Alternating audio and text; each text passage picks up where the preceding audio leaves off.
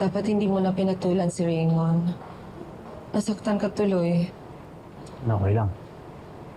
Worth it din naman eh. Tagal na rin ako nagtitimpi dyan sa asawa mo. Kaya lang nahihiya ako sa'yo. Lagi ka na lang nadadami sa mga gulo namin. Shalina, I'm not just your lawyer. I'm also your friend. Kung kailangan kitang i-defend, gagawin ko, lalo na kung nakaargabyado ka na. Hindi lang naman sa korte kita kayang protektahan eh. Salamat.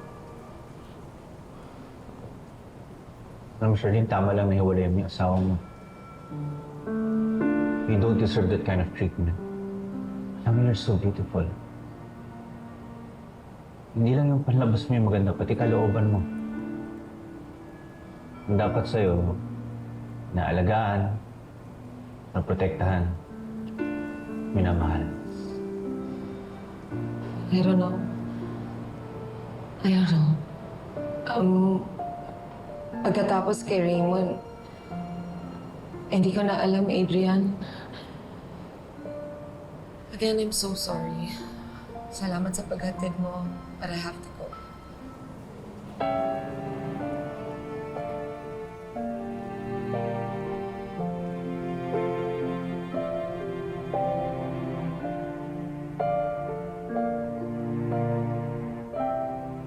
Oh, Xavier, dito na ako sa school. Huwag mo na akong daanan, na. Punta ka na ba? Oo na, maaga talaga akong dumating. Excited na kasi akong bumalik sa school. Sige, antayin na lang kita dito, ha?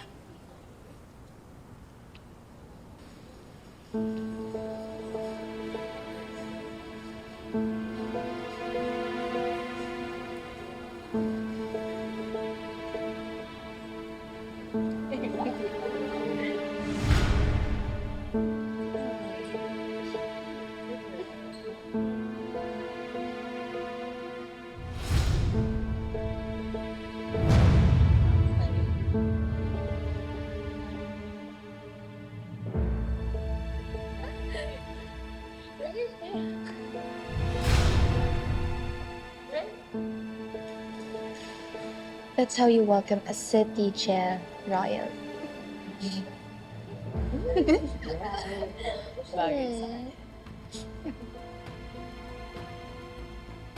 Princess?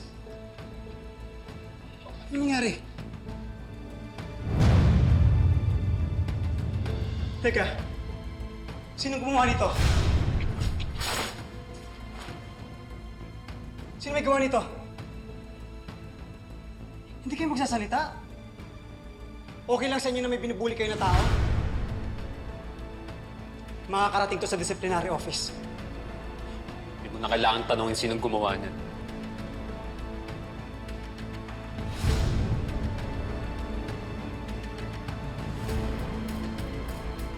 Princess? Princess, sandali lang. Princess, sandali lang. Ako may gawa nito?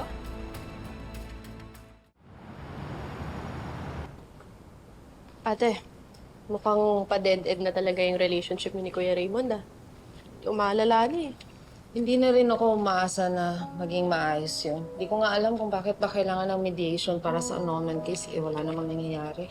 At least ngayon, buo na yung desisyon mo, di ba? Pag binalikan mo yung moment na to, wala kang regrets, wala kang nang iisipin. Tsaka, ate, makakapag-move on ka na.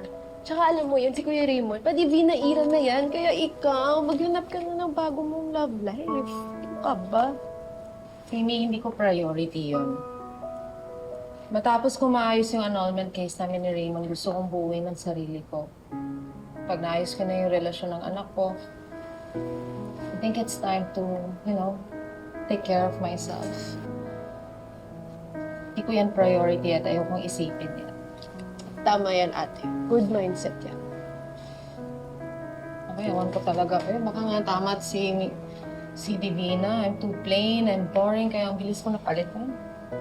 Nakinig ka naman sa babaeng yun. Ate, alam mo, wala naman ako nakikitang mali sa itsura mo.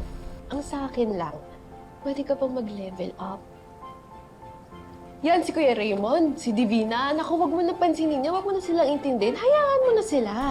And ate, come to think of it, pwede mo silang balikan. Pwede mo patunayan sa kanila na mali yung iniisip nila sa'yo, mali yung nakikita nila sa'yo. Diba? The best revenge is to level up and to look good. Hindi mo kailangan balikan si Kuya Raymond. Iparamdam mo sa kanya na pagsisisihan niya na ipinagpalit ka na kay Divina. Yun lang yun, ate. Akong bahala sa'yo.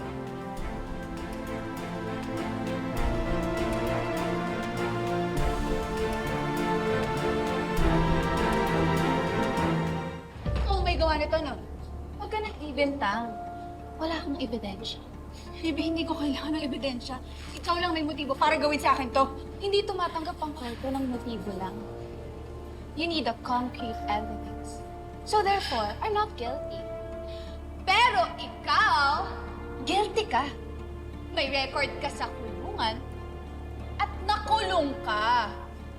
Kaya hanggang dito, dinadala mo yung pagiging kriminal mo, di ba? You're a thief! Mang-aagaw, sulutera, magnanakaw ng boyfriend! Bibi, tumigil ka na! Alam mo, hindi totoo yung accusations mo. Kung sino man yung may pakana ng poster na yan, I can attest that it's true. Dahil ako, biktima ako ng babaeng to. Dahil inagaw niya at inaas yung boyfriend ko. Tumigil ka na, hindi yung totoo. You're a psychopath, baby. Bakit? Totoo naman ah. Prinsesa ng City J na mang-aagaw ng boyfriend. Ah! Tama na, tama na. Wala! Wala! Wala! Ang kapalaan! Ano ba? Saktan ako! Hiningi mo yan kaya deserve mo yan! Ano ba? Tigilan nyo na nga si Libby! Siya na ngayon nagrabyado, siya pa iguguluhin nyo? Isang mga agaw at isang cheater! Tama ba na i-romanticize sa isang pang-aagaw at panloloko? Hindi! Nakakahiya ka! Dahil mang-aagaw ka! At alam mo, maninira ka ng relasyon! Dapat hindi ka na tinanggap dito sa BCI! Teka lang, hindi totoo yung sinasabi nyo. Tumigil Mali ang nga mga kayo. paratang nyo. Judge kayo ng judge, hindi nyo naman alam ano yung totoong nangyari. Ako na nga yung biktima dito. Ako pa yung inaaway nyo. Galing! May araw ka din.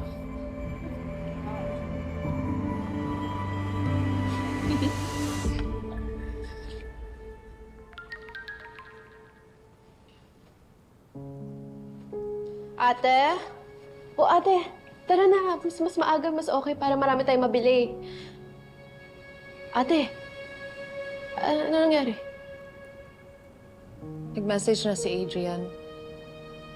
May schedule na kami para sa mediation ng pre-trial sa annulment case namin ni Raymond. Maghaharap na kami. Edi, that's the perfect venue para ma-reveal na yung new look mo. Ate, tignan lang natin kung hindi maglaway ulit sa'yo si Kuya Raymond. Watch out for Charlene 2.0. Halika na! Halika na, dali na! Dali na! Halika na! 2.0!